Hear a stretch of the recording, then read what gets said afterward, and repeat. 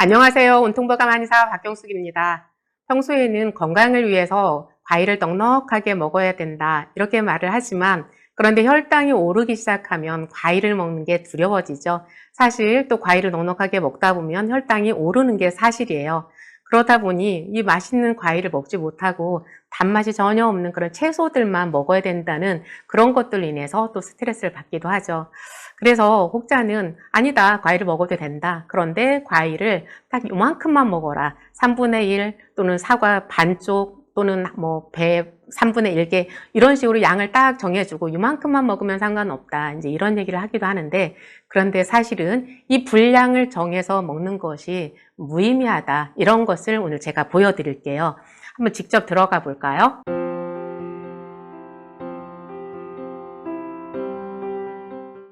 자, 제가 저녁 때 아이들하고 이제 목살 수육을 먹었어요. 이제 목살을 수육으로 만들어서 그걸 상추와 쑥갓을 또 이제 쌈 싸서 이렇게 먹고요. 그런데 목살이 100g이라면 버섯도 거의 100g에 해당할 정도로 버섯을 굉장히 넉넉하게 이렇게 구워서 같이 먹었어요. 그래서 목살을 이제 쌈 싸서 먹고 그러면서 같이 버섯이랑 해서 이제 먹은 다음에 2시간 후에 배 두 쪽을 먹었어요. 배 두 쪽이라고 하니까 조금인 것 같죠? 그런데 배가 진짜 이만한 배예요. 그래서 그 두 쪽이 좀 꽤 많은 분량이거든요. 그래서 배 이렇게 두 쪽을 먹었는데 밑에 혈당 그 변화 그래프를 봐볼게요. 혈당이 130 몇 가지밖에 안 올라가더라고요. 그래서 혈당이 이렇게 완만하게 올라갔다가 내려오는 시점에서 2시간이 될 무렵에 제가 배 두 쪽을 먹었단 말이에요. 근데 배를 분명히 굉장히 단 배인데도 혈당이 거의 오르질 않는 거예요. 그래서 이게 뭐지? 이제 또 궁금증이 생긴 거예요. 아니, 배는 분명히 당지수가 어느 정도 있고 얘가 혈당이 올라가야 되는데 이제 내가 고기를 먹은 다음에 2시간 정도 지날 무렵에 먹었더니 혈당이 안 올라가요. 자, 그래서 그 다음날 아침에 바로 실험을 해봤어요. 그러면 고기를 먹지 않고 배만 먹었을 때는 어떻게 될까? 이제 이런 실험을 해본 거죠. 그래서 아침에 이제 아무것도 안 먹고 그냥 딱 배만 두 쪽 먹었어요. 그랬더니 혈당이 이렇게 올라가는 거예요. 물론 이것도 이제 염려할 정도로 올라갔다는 게 아니라 한 150 몇 가지 이렇게 올라가더라고요. 자, 그러면 이렇게 배부르게 오히려 먹은 상태에서 배를 먹었을 때는 혈당이 거의 안 올라가고 이렇게 배만 먹었을 때는 혈당이 많이 올라가더라. 그죠? 뭔가 좀 이상하죠? 이런 이제 그래프를 보이고 있고요. 그래서 이제 제가 또 이런 실험을 해봤어요. 두부 한 150 내지 200g 정도 먹고 그다음에 한 끼 발효식을 제가 먹으면서 이제 좀 다 차니까 따뜻한 소고기 미역국을 또 먹었어요. 이렇게 하고 나서 7시 20분부터 밥을 먹기 시작했는데 1시간 20분쯤 지날 무렵에 샤인머스켓을 10개를 먹었어요. 샤인머스켓은 이제 아시다시피 크기가 좀 크잖아요. 그래서 10개면 그래도 분량이 꽤 되거든요. 그리고 포도 종류가 당지수가 꽤 높은 편이에요. 그런데 이렇게 다 먹고 나서 샤인머스켓을 먹었는데 이 혈당 그래프를 보시면 알겠지만 최고 혈당이 110이에요. 그래서 이제 어떤 분들은 그런 얘기를 하시더라고요. 이렇게 먹었을 때 그 혈당 스파이크가 앞에는 안 오지만 시간이 지나면서 혈당 스파이크가 뒤에 온다. 이제 이런 또 댓글을 달아주신 분도 있던데 그래서 저는 이게 한두 시간이 아니라 잠자기 전 계속해서 혈당이 그래프를 그렸단 말이에요. 자, 그런데 이게 최고 혈당이 110까지만 올라갔다 내려와서 그게 그대로 해서 이제 100 미만으로 이렇게 내려오는 이런 그래프를 보이고 있어요. 자, 그 다음에 다른 날에는 또 계란 2개를 먹고 거기에다 한 끼 발효식을 먹으면서 이제 포도를 먹었어요. 이제 포도는 샤인머스켓보다 단맛이 조금 더 강하잖아요. 이제 그렇게 해봤더니 이제 처음에 계란 2개 한 끼만 먹었을 때는 그래프가 완만히 올라갔다가 이렇게 내려오고 그러다가 나중에 이제 포도를 먹었더니 이 그래프가 이제 좀 더 올라가더라고요. 그런데 제가 이게 배만 먹었을 때보다 사실은 포도가 그 배보다 당지수가 훨씬 높거든요. 그런데 배만 먹었을 때 이렇게 높이 올라갔다 내려오는데 그런데 이 계란 2개 한 끼 먹고 나서 어느 정도 시간이 지날 무렵에 포도를 먹었음에도 불구하고 이렇게 많이 올라가지는 않죠. 자, 이런 그래프 보셨고요. 그 다음에 한 번 더 살펴볼게요. 10월 28일 날 하루 동안 제가 먹은 것을 다 한번 나열을 해봤어요. 그래서 이날은 아침에 어찌어찌 하다 보니 게으름을 피다 보니 너무 늦었어요. 그래서 아침밥을 못 먹고 한의원에 와서 이제 한의원 식당에 있는 그 홍시를 딱 2개를 먹었어요. 그랬더니 그래프가 이제 이렇게 올라가죠. 식후 혈당이 158까지 올라가더라고요. 이제 뭐 제가 이렇게 계란이랑 뭐 한 끼랑 버섯이랑 이렇게 먹었을 때 혈당이 막 안정적으로 가니까 이제 완전히 뭘 먹어도 150 미만으로 유지될까? 사실은 그런 기대를 가지고 이제 먹었어요. 그런데 이게 한 158까지 올라가더라고요.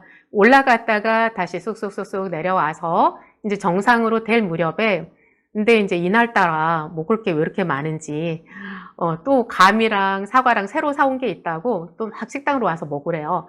그래서 12시 반쯤에 홍시도 굉장히 큰 홍시였어요. 이때는 둥시라고 하는 그 감을 하나를 먹었고요.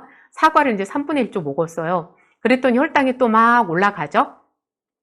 혈당이 올라가는 중에 이제 1시가 되니까 이제 점심시간이에요. 그래서 이제 점심밥을 먹자. 이제 그래서 이제 또 점심밥을 먹게 됐어요. 근데 이때 제가 그 부세조기라고 하는 거 있죠? 조기가 좀 큰 거. 이제 그거하고, 그 다음에 청경채 나물하고, 이렇게 깻잎하고, 이렇게 해서 밥을 이제 먹게 됐는데요.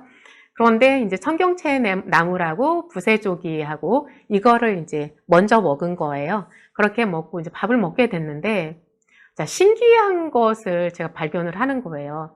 아침에 홍시만 먹었을 때는 혈당이 158까지 올라갔다 내려왔는데 점심 때 홍시랑 사과를 먹고 그리고 나서 30분 후에 밥을 이어서 먹었잖아요. 그런데 혈당이 더 안 올라가는 거예요.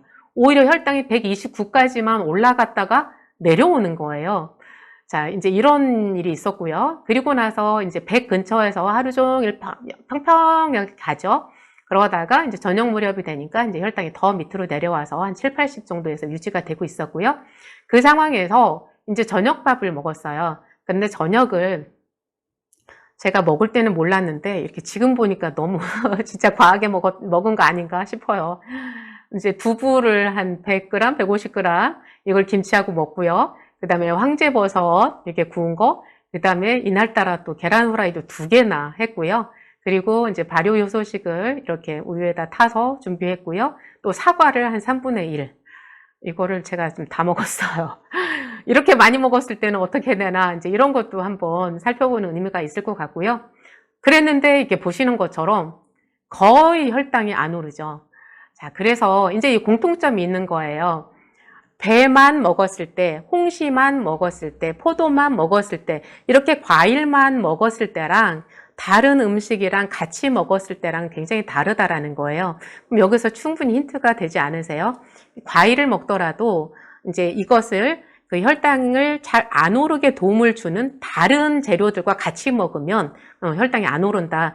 그러니까 사과도 당지수가 32이고 또 그러니까 사과가 뭐 어떤 데는 32, 어떤 데는 36 이렇게 약간씩 다르긴 하지만 사과가 비교적 당지수가 낮다고 해요. 그리고 감이 이제 당지수가 37 내지 50 정도가 되고요. 이게 버섯도 당지수가 30 정도 돼요. 그럼에도 불구하고 제가 경험적으로 버섯이랑 같이 먹으면 혈당을 많이 안 올린다 이런 말씀을 드렸잖아요. 그래서 버섯이나 두부나 계란이랑 요거를 조금 준비해서 요거랑 과일이랑 같이 먹으면 과일을 이제 생각보다 스트레스 받지 않고 먹을 수 있다.